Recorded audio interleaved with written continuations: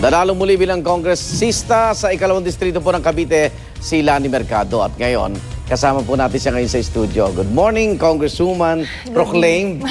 Good morning, Igan. Magandang umaga sa ating mga kapuso. Good morning po sa inyong lahat. So, reaction po na second term, no? Second term. Okay, na kayo nabigyan uli ng bagong mandato ng mga taga Cavite bilang kinatawan ikalawang distrito doon.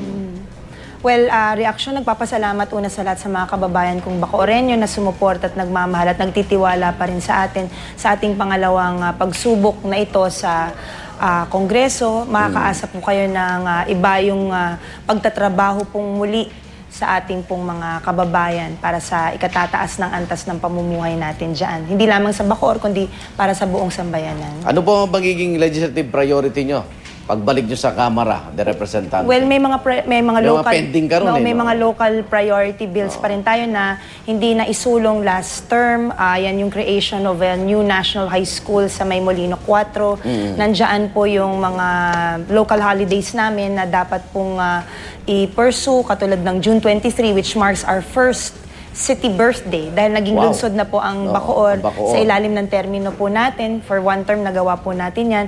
September 29 also, yung founding anniversary ng ating pong dating munisipalidad ng Bacoor.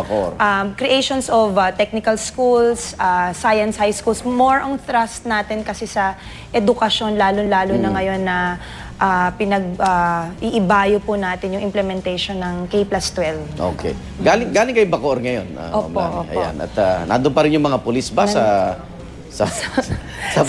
kasi yun ang gusto ko malaman, nalaman niyo na ba bakit may presence ng mga pulis doon na tapos na eleksyon? Hanggang ngayon, isang malaking kaisipan pa rin sa amin yan dahil prior to the election day, nandyan na ang existence ng RPSB sa kapaligiran ng aming RPSB, Regional Private Special Brigade ng region.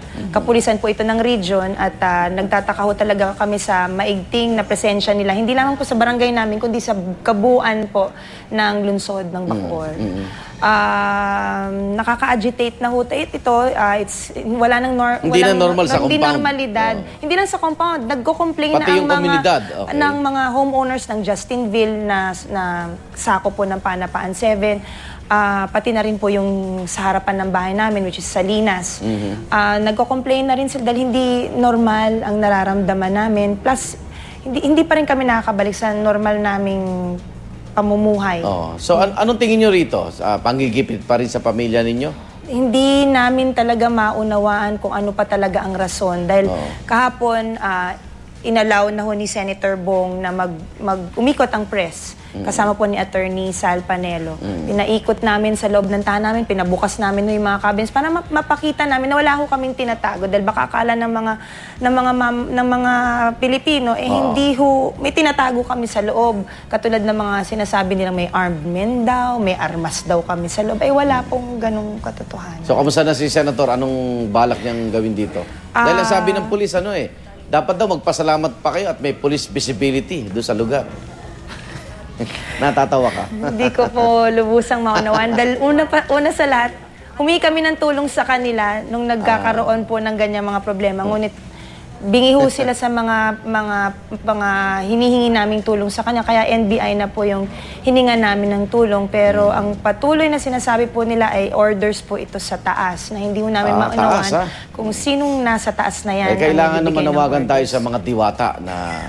Actually, sabi ko nga, ang pinakamataas sa taas ay Panginoon Diyos. So sa Panginoong Diyos na lang kami. Tawagin yung sinahangin, Tsaka yung ang ating mahiwagang laon. Ano ba yun? Kung ano man yun. Pasalamatan niyo po yung mga taga-Bacoor na binigyan kayo ng second mandate, Congresswoman. Maraming salamat sa mga kababayan ko po sa Bacoor, sa tiwala na ibinigay niyo po hindi lamang po sa akin, kundi sa buong Team Strike, kay John Vic at kay Jolo din. Si Jolo nga pala. Opo, makakaasa po kayo na iba yung pagtatrabaho na naman po ito para sa ating pong lahat ay kabubuti at kaganda ng ating pong lungsod at lalawigan. Ayan. Okay, maraming salamat. Ayan salamat, po si Arnold. Cavite Representative Lani Mercado.